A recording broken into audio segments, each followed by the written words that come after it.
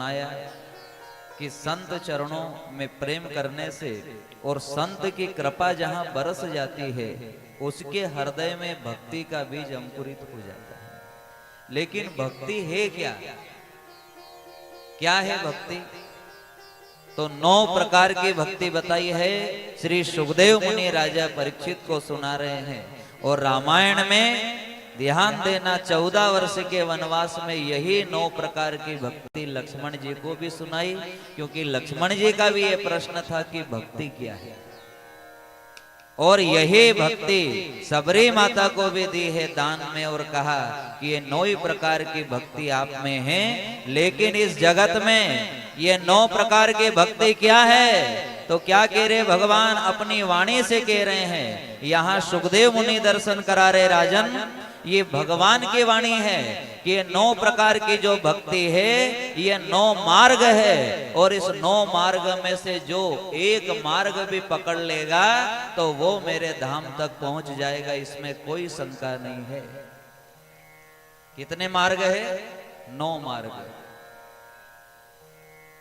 बड़े भाव से कथा श्रवण करना सभी। 9 मार्ग बताए हैं, 9 मार्ग भगवान को प्राप्त करने के। और सबरी माता में तो 9 भक्ति थी, 9 ही मार्ग थे। लेकिन भगवान ने कहा कि इन 9 मार्ग में से अगर किसी के पास एक मार्ग भी है तो वो मुझे प्राप्त कर लेगा, मैं उसके हृदय में जाके विश्राम करूंगा। और क्या कहा? ये 9 मार्ग ऐसे है कि इनमें से अगर जो व्यक्ति एक मार्ग भी अपने जीवन में धारण कर लेता है तो वो मरने के बाद मुक्ति नहीं, वो तो जीते जी ही मुक्ति प्राप्त कर लेता है। क्या कहा? ये 9 मार्ग ऐसे हैं कि मरने के बाद मुक्ति नहीं, मरने के बाद तो मिलेगा ही सही परम धाम, लेकिन जीते जी जिसे मुक्ति मिल जाए, ऐसे 9 मार्ग भगवान ने बताए हैं। और कौन सा मार्ग? तो कहा प्रथम भगति संतन कर संगा। प्रथम भगति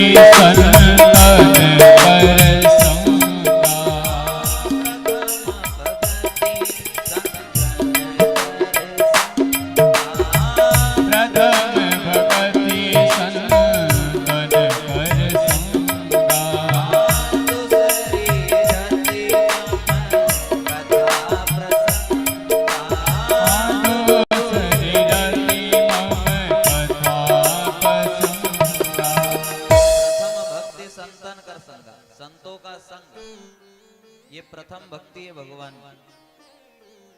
और सट सुधरई सत संगति पाई। कहते हैं दुष्ट व्यक्ति भी जब संतों का संग करता है, सज्जनों का संग करता है, तो वो उसी प्रकार चमक जाता है, परमात्मा का लाडला बन जाता है, वो भी संत बन जाता है। जैसे एक पारस मणि लोहे को स्पर्श हो जाए और लोहा सोना बन जाता है, वैसे ही दुष्ट व्यक्ति को अगर कभी संतों का संग मिल जाता है तो वो भी संत बन जाता है, साधु बन जाता है।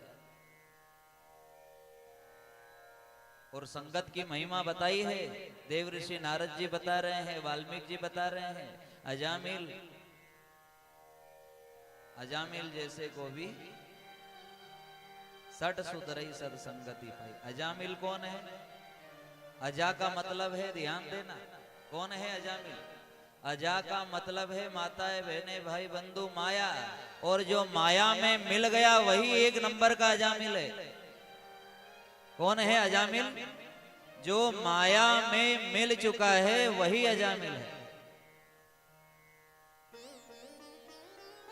जिसे माया अच्छी लग रही है, जगत का सुख अच्छा लग रहा है, अरे इस जगत में क्या सुख है? ये तो दिखाऊ सुख है। ये जो दिखाई दे रहा है नहीं, जगत में आप ये इच्छा रखो कि जगत से हमें सुख मिले। जिस जगत से, जिस संपत्ति से आप सुख की इच्छा करो, इससे सुख तो नहीं मिलेगा लेकिन दुख पक्का मिल जाएगा। दुख पक्का मिल जाएगा। तो प्रथम भक्ति संतन कर संगा।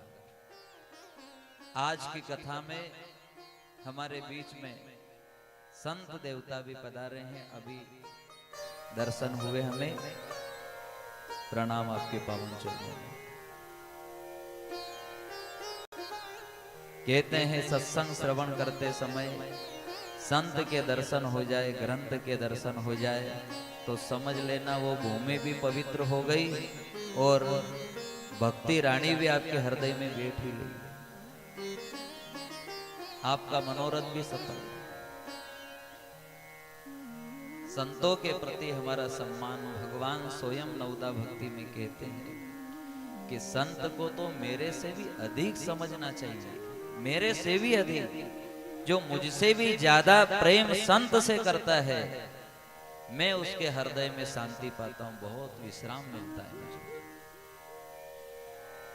और जो पुत्र अपने पिता को शांति देता है, विश्राम देता है, वही तो सुपुत्र है, बाकी तो सब कौन है? जो अपने पिता को शांति देता है, विश्राम देता है, अपना पिता अगर खुश है, ध्यान देना, तो वही सत्पुत्र है। और पिता अगर रो रहा है तो भले तुम्हारे पास कितना भी धन है, ये सब धन का सुर राक्षस है, ये संपत्ति नहीं है, ये विपत्ति है तुम्हारे कुल के ऊपर आने वाली। जिस घर में माता पिता दुखी है, गो दुखी है, ध्यान देना, यहाँ जितनी भी माताएं बहनें बहुएं बैठी है उनसे भी हमारा यही कहना है कि सत्संग हमें जगाने का काम करता है। जागो। आपके घर में अगर बूढ़े बासाब है, आपके घर में अगर बूढ़ी मासाब है, तो आप ये मत समझो कि ये बोझ है, ये बोझ नहीं है। इस माया ने मोहरों पे चश्मा लगाया, इसे खोल के देख, और जैसे ही मोहरों पे चश्मा खोल के देखोगे तो पता चलेगा ये बोझ नहीं है, ये तो पुण्य का खजाना है, और जो इसकी सेवा कर लेगा वो उसे प्राप्त होगा। क्या है डोकरा डोकरी? बोझ नहीं है। आप जरा ध्यान देना, समुद्र मंथन जब हुआ पहले क्या निकला? क्या निकला माताएं बहने भाई बंधु? पहले विष निकला, विष। आप जगत में सेवा करो तो परीक्षा तो होगी। माता पिता की सेवा कर रहे हो और जब मुक्ति मिलने का फल आया, आपको ध्यान देना, मुक्ति रूपी फल मिलने ही वाला था। समुद्र मंथन चल रहा है, ये क्या चल रहा है? जीवन भर हम माता पिता की सेवा बड़े भाव से करते हैं, एक समय ऐसा आता है, ध्यान देना, कि माता पिता से नफरत होने लग जाती है। एक समय ऐसा आता, क्यों नफरत होने लग जाती है? कहते हैं जिसके पल्ले पुण्य बलवान है उसे तो नफरत नहीं होगी, ध्यान देना। लेकिन बताया है कि जब मुक्ति का फल मिलने आता है तो भले माता पिता का कितना भी प्रिय बेटा हो और माता पिता से कितना भी प्रेम करने वाला हो, उसे भी एक समय ऐसा आता है कि माता पिता से दूर रहने में वो सुख चाहता है, वो समझता है कि दूर ही अच्छा हूं मैं तो। लेकिन ध्यान देना, जब मंथन हुआ है, समुद्र मंथन, तो सबसे पहले विष निकला है। सभी माताएं भाई बंधु ध्यान देना, जितनी भी बहुएं बैठी हैं, अगर बुढ़ापे में आपके सासू कड़वा वचन बोल रही है, आपके ससुर कड़वे वचन बोल रहे हैं, डोकरा डोकरी अगर कड़वे वचन बोल रहे हैं, तो समझ लेना कि विष निकला है पहले, और ये विष पी लो। क्यों? इसके बाद में अमृत मिलेगा। क्या मिलेगा? अमृत। पहले तो विष ही निकलता, और वो विष किसी से पिया ही नहीं, तो फिर वाकई के बहुरानी हमारे दोई के तो बने ही नहीं, या तो चुड़ैल है या तो कर्कश है। क्यों? क्योंकि वो विष पिए। तो विष कैसे पियोगे? बोले भोलेनाथ बन जाओ। भोलेनाथ कैसे हैं? सरल है, सरल बन जाओ और सारे छल कपट का त्याग कर दो और ऐसा भाव बनाओ कि इनका हमारे अलावा कौन है। ठीक है, भले ये कड़वे वचन बोले, लेकिन इन कड़वे वचन को भी आप भगवान की प्रसाद समझ के स्वीकार कर लो। और समझदार को इशारा काफी है कि पहले जहर निकलता है, बाद में अमृत निकलता है।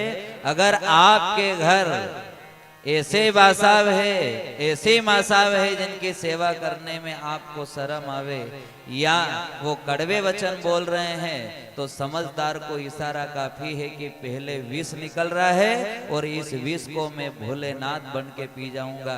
क्यों? क्योंकि अब अगला नंबर अमृत का ही है। और अमृत ही नहीं, 14 रत्न निकले हैं। कहते हैं माता पिता की सेवा जो कर लेता है और माता पिता का आशीर्वाद रूपे धन जो प्राप्त कर लेता है, तो ध्यान देना, एक पीढ़ी नहीं, कहते हैं कई पीढ़ियां सुखी हो जाती, आनंदित हो जाते हैं।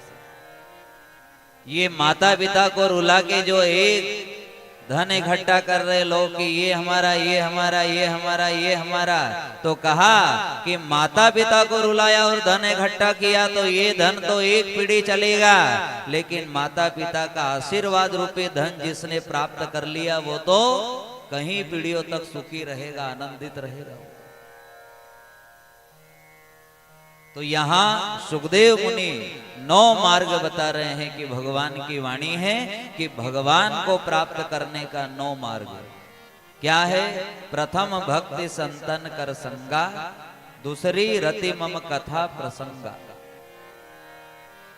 भगवान की कथा को बड़े मन से, बड़े भाव से श्रवण करो, और इतने भाव से श्रवण करो, कहते हैं व्यास दादी से जो वाणी निकलती है वो वाणी कोई साधारण मनुष्य नहीं बोलता है। ध्यान देना, आप ये मत सोचना कि गुरुजी बोले, गुरुजी क्या बोले, अनपढ़ गंवार है, ये तो वहां से आवे, वो बोले क्या है गुरु की वाणी, सदगुरु की वाणी, बोले वो कृष्ण की बांसुरी है। जैसे भगवान बांसुरी बजाते थे और जड़ में भी चेतनता जागृत हो जाती थी, पेड़ पौधे लहराते थे और पेड़ पौधों में से हरे कृष्ण की आवाज आती थी, उसी प्रकार सदगुरु की वाणी अगर किसी सट किसी मूर्ख को भी लग जाती है तो वो साधु के समान बन जाता है, चमक लगता है वो जगत।